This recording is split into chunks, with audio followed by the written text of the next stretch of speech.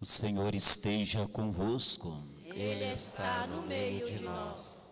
Proclamação do Evangelho de Jesus Cristo segundo Mateus. Glória a vós, Senhor. Naquele tempo, disse Jesus a seus discípulos: Vós sois o sal da terra. Ora, se o sal se torna insosso, com que salgaremos? Ele não servirá para mais nada, senão para ser jogado fora e ser pisado pelos homens. Vós sois a luz do mundo. Não pode ficar escondida uma cidade construída sobre um monte. Ninguém acende uma lâmpada e a coloca debaixo de uma vasilha, mas sim num candeeiro, onde brilha para todos que estão na casa. Assim também brilhe a vossa luz diante dos homens, para que vejam as vossas boas obras e louvem o vosso Pai que está nos céus. Palavra da salvação. Glória a vós, Senhor. Aleluia, aleluia. Aleluia, aleluia. Aleluia, aleluia, aleluia. Aleluia, aleluia. Aleluia, aleluia. Meus irmãos e irmãs, a liturgia de hoje, sobretudo o texto do Evangelho, é uma continuação do Sermão da Montanha. Jesus mostra, mediante dois símbolos, o nosso compromisso com o reino de Deus, a nossa vocação cristã, ser sal da terra e luz do mundo. A nossa primeira leitura de hoje do profeta Isaías nos apresenta as condições para ser luz.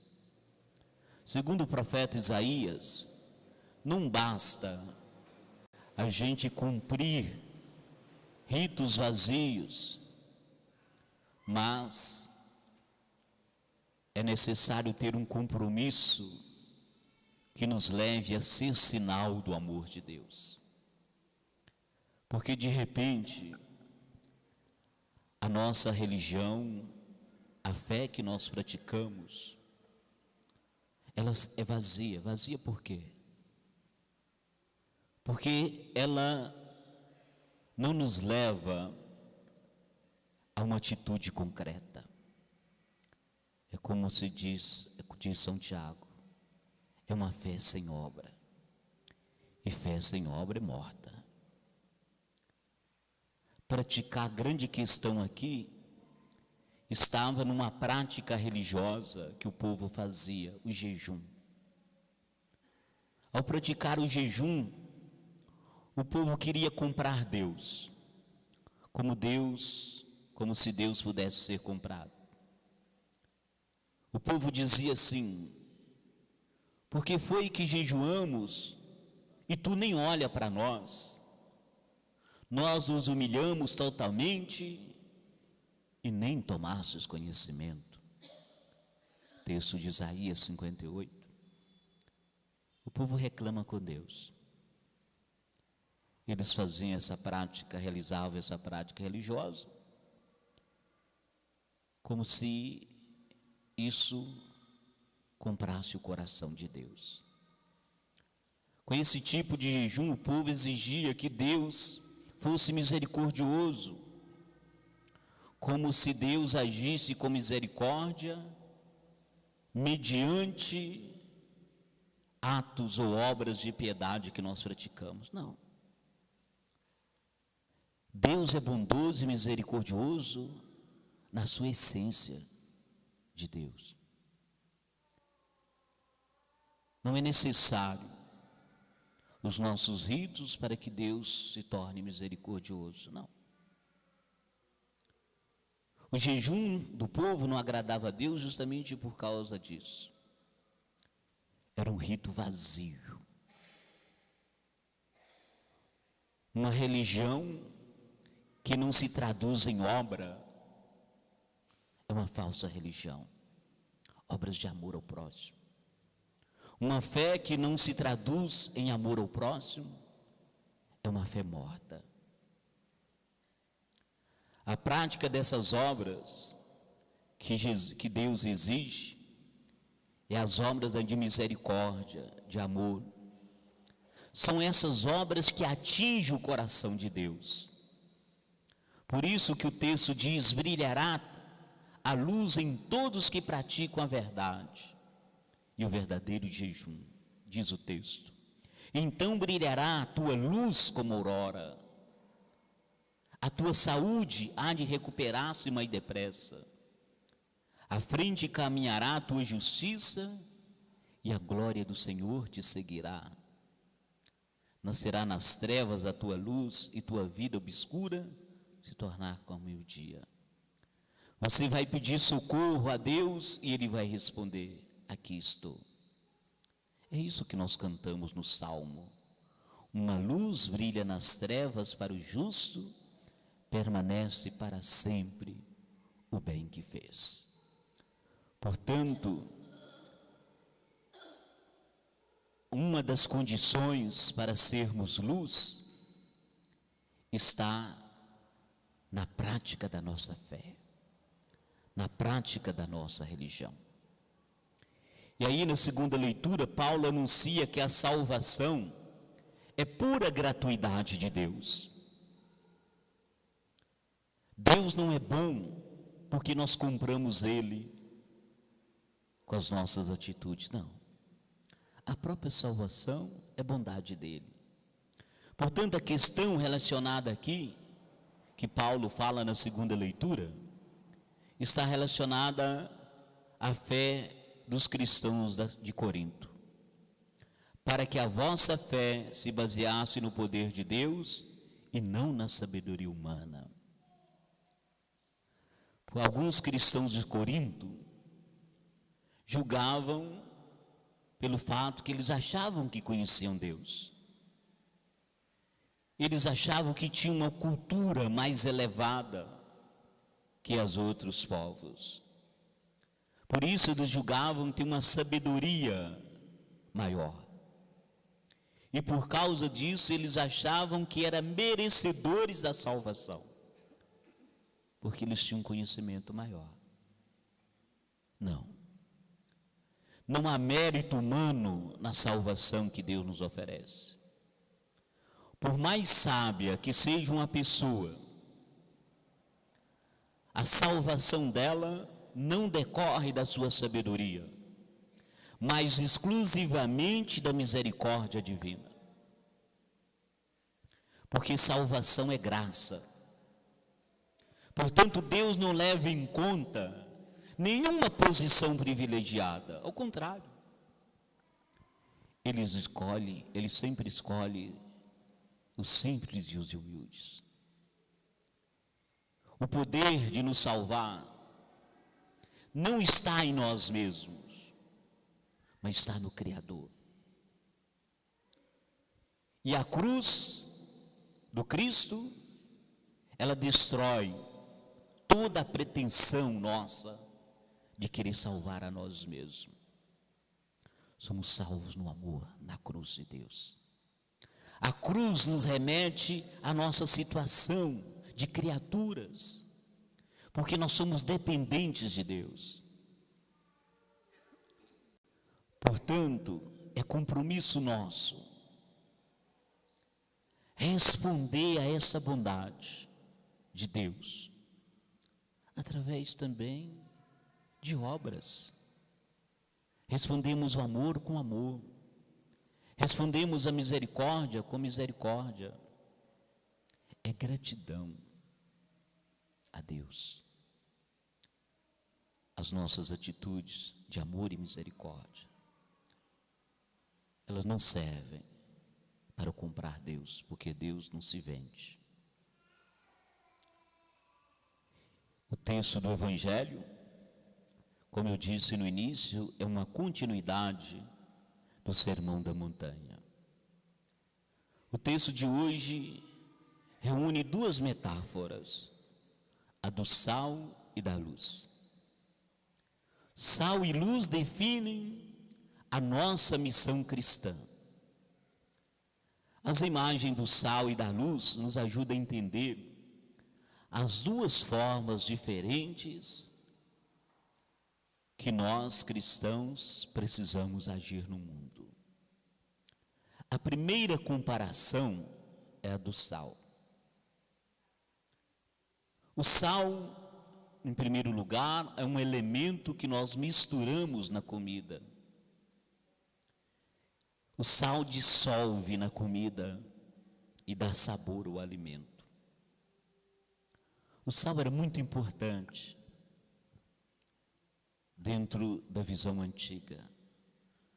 O próprio nome de sal, no próprio nome salário, vem de sal. Porque os romanos pagavam os soldados em sal. Recebia sal. Era a quantia necessária para comprar o sal necessário.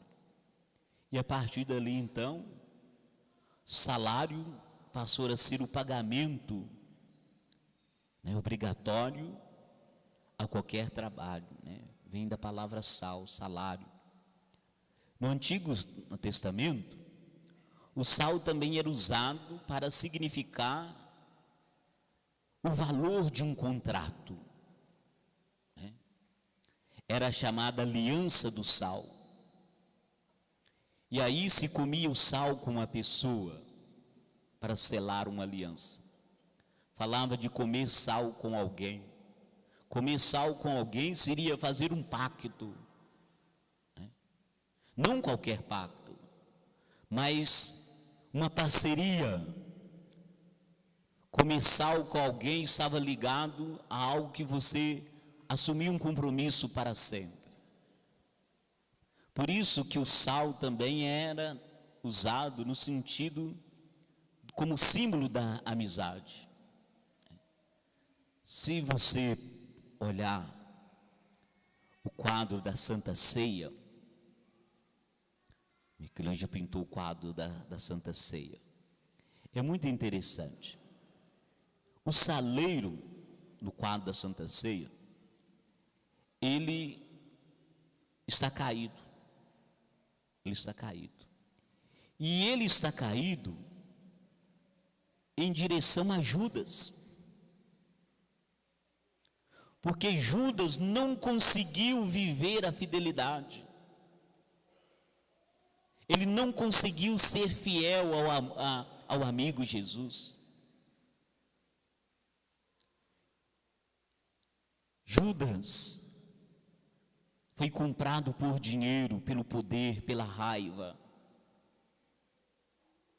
Por isso que uma das explicações do quadro da Santa Ceia, que você perceber, você olhar, você vai perceber que tem um saleiro caído em direção a Judas Iscariotes. Portanto, o sal tem um significado muito grande. E como eu disse, é um elemento que nós misturamos na comida e se dissolve. Então o sal é usado para dar sabor à comida, como também no passado servia para conservar determinado tipo de alimento. Portanto, sal tem que dar sabor. Há muita vida sem sabor, porque há muitas vidas sem Deus. E Deus é o tempero ideal para a nossa vida. O sal é aquilo que tem o poder de conservar. É conservar Deus em nós. Conservar a nossa fé para que ela não se perca. O que o sal é para a comida, assim também nós cristãos devemos ser para o nosso semelhante. Ser tempero que dá gosto pelas coisas de Deus, que dá sabor à vida, que dá entusiasmo. Que é a coisa mais prazerosa de que você sentir o sabor de uma comida. Sentir sabor é coisa boa. Por isso que nós cristãos temos que ser coisa boa, presença boa na vida uns dos outros. Saborear uma comida boa na nossa casa nos lembra da nossa missão, que nosso ambiente familiar deve ser um ambiente de sabor bom, de companheirismo, de comunhão de vida. A referência ao sal nos remete também a uma ação invisível. Você não vê o sal na comida, você só sente se ele for demais. Aí você sente. Mas se ele for na quantidade boa, necessária, você sente o sabor da comida, não do sal em si. Portanto, assim também devemos ser nós. O cristão deve ser sal, uma presença discreta, mas eficaz no mundo. O sal se dissolve completamente nos alimentos e se perde em agradável sabor. Assim somos nós. Ser sal da terra, sal derretido, saboroso, que atua por dentro, que não se nota, mas é indispensável. Nós somos indispensáveis para construir um mundo melhor. Às vezes nós reclamamos tanto das coisas, reclamando tanto do mundo, e às vezes nós esquecemos que para um mundo melhor, uma vida melhor, nós somos indispensáveis, como é o sal para dar sabor a uma comida. Por isso que Jesus diz no Evangelho: ora, se o sal se torna insosso, com que salgaremos? Ele não servirá para mais nada, senão para ser jogado fora e ser pisado pelos homens. Portanto, a referência da perca do sabor, se o sal perder o sabor, não serve para mais nada. É um alerta para nós. Nós não podemos perder o sabor. Acredito que às vezes nós estamos perdendo o sabor de Deus. E que é uma coisa mais triste do que uma vida sem sabor. É justamente porque falta Deus.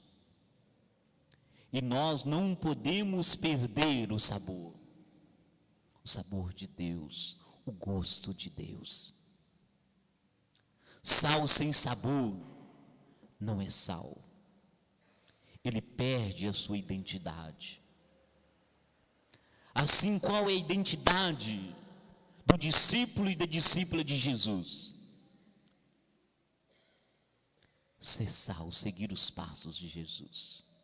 Porque como que eu posso seguir alguém se eu não identifico com ele? Concretamente, é sal, aquela pessoa que ajuda a saborear a vida com mais profundidade. Porque o seu gosto de viver, o seu gosto pela vida, o seu gosto de Deus contagia outras pessoas. Como um sal no alimento. Ele vai saboreando todo o alimento. Por isso que nós não podemos perder o sabor. A luz, por outro lado, como diz Jesus, vós sois a luz do mundo. Qual que é a função da luz? Brilhar. Portanto, a nossa presença no mundo é ser luz. Não qualquer luz. Jesus usou duas imagens. A cidade construída sobre o monte, ela se torna visível. E aí ela não pode ficar escondida. Como também uma luz, nós não pegamos uma lâmpada e colocamos debaixo de uma caixa, porque senão ela perde a sua serventia. Uma luz não pode ficar escondida. E tem muito cristão escondendo a sua luz. Reclamamos das trevas do mundo, mas de repente, essas trevas só existem porque eu estou escondendo a minha luz. Um cristão não pode se esconder. Como nós não podemos perder o sabor, também não podemos ter uma luz escondida. A luz tem a função de brilhar. Enquanto o sal mistura de modo invisível no alimento, a luz não pode esconder. Ao contrário, ela mesma se mostra. E para que serve a luz? Para mostrar o caminho. Sem luz, nós erramos o caminho, nós tropeçamos. A luz do mundo é Jesus. Significa que, tomando por referência as suas palavras, a sua maneira de ser, nós encontramos o caminho, nós encontramos a direção. É luz, porque a sua presença amorosa elimina as trevas e nos ajuda a perceber a luz da nossa existência, a luz da nossa verdadeira identidade. Mas uma coisa importante: nós não somos a luz, somos reflexo dela. Ninguém é luz por si próprio. Essa luz que brilha aqui agora é fruto de uma energia. E essa energia tem uma fonte geradora.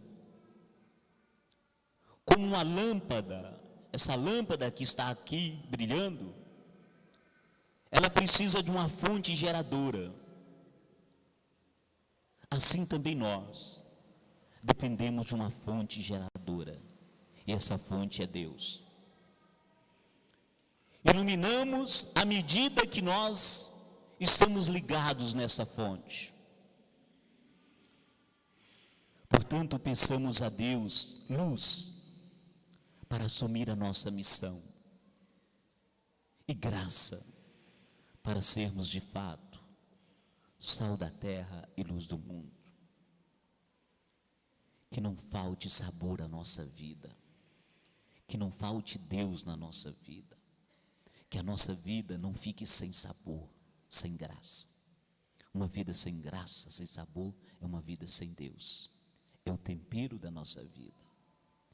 Que a nossa vida não nos falte a luz, que o Senhor seja a nossa luz, que Ele nos guie por bons caminhos. E assim, assumindo a nossa vocação, nós sejamos também sabor e luz na vida de tantos irmãos e irmãs que necessitam. Professemos a nossa fé.